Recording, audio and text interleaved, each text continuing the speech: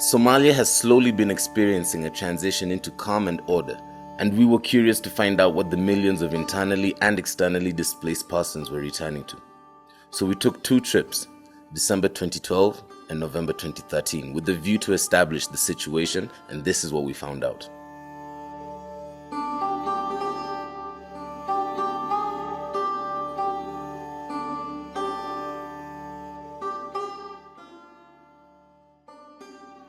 Malnutrition levels among the children under 5 years were high.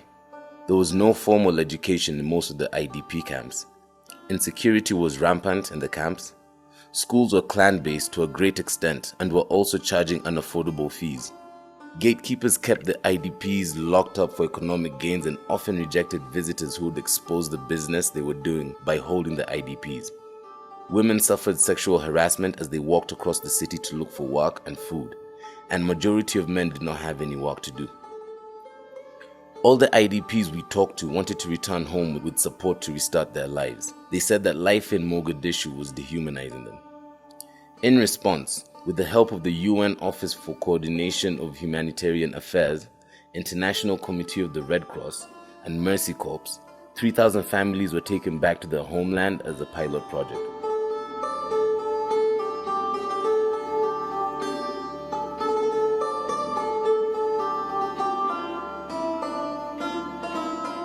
Drought is what caused them to move to Mogadishu.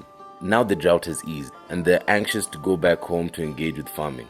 Their present bottleneck is that they lost everything back home and need support to get home and further support to settle down.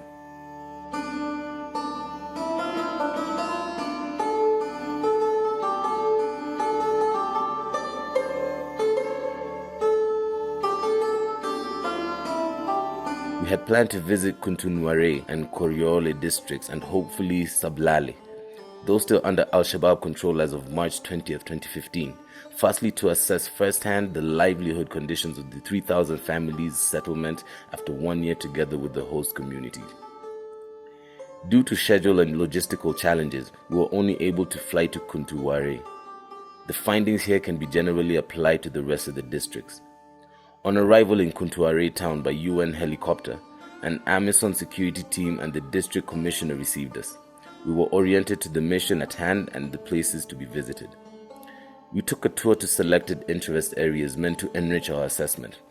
These included the schools, hospital building, farm canals, and drive through town to see commercial activities of the people. After the tour, owing to the security sensitivity, we settled in a community gathering of 800 plus KUNTUWAREY residents in a meeting hall earlier used as grain holding store during Said Barre's regime.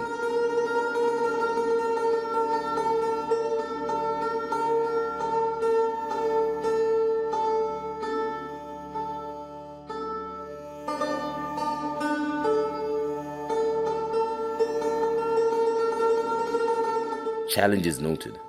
1. Agriculture. The canals in KUNTUWAREY come 8 kilometers from the river, dry and heavily silted. Water cannot reach the farm during dry season when it's most needed. Natural rainfall has not been sufficient in the last 3 years. Where it had rained, crops had not matured to be harvested except for a few Simpson farms. There is no technical staff in the region to offer technical support in good farm practices and crop husbandry. This leaves the community at the level of traditional practices that do not cope sufficiently with climate change challenges.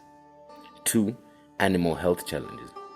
No health support and animals are equally affected by the drought and lack of nearby drinking water. 3. Human health challenges. There are no public health facilities in most districts of Lower Shabelle.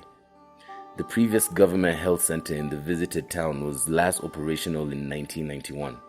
It is now used as a home for some families.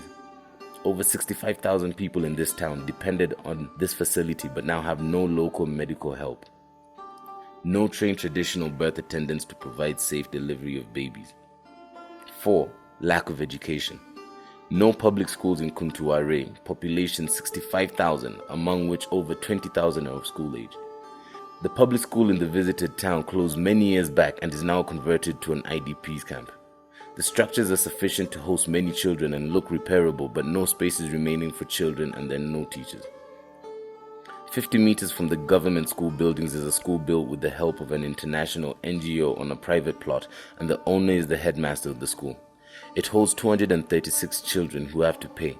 Even such private schools have their own challenges. Donor support. Donor community lacks the capacity to visit the ground and ascertain the extent of implementation and evaluation of its impact due to obstacles created by some of the local non-government organizations. Even in the Amazon liberated areas, the wider donor community has not made productive connections to help provide meaningful support to those who need it most. We were said to be the first non-locals to arrive in that community since 1991, besides the presence of Amazon soldiers. Currently, in many districts, the presence of Amazon troops provides a true sense of security and returning to normalcy, but Somali forces are absent in many of those places. The acceptance of international staff on the ground, their security and accommodation remain to be ascertained. All the trips were planned and executed through the invitation and logistical support of Sultan Warsame's Sultan Ibrahim ALIYOW, a traditional elder who represents these three districts as the appointed leader of his Jido tribe, and also serves as advocate and spokesperson for the wider grouping of Digil and Merifle, including the Bantu groups and all who speak the Ma'aye dialect of Somali.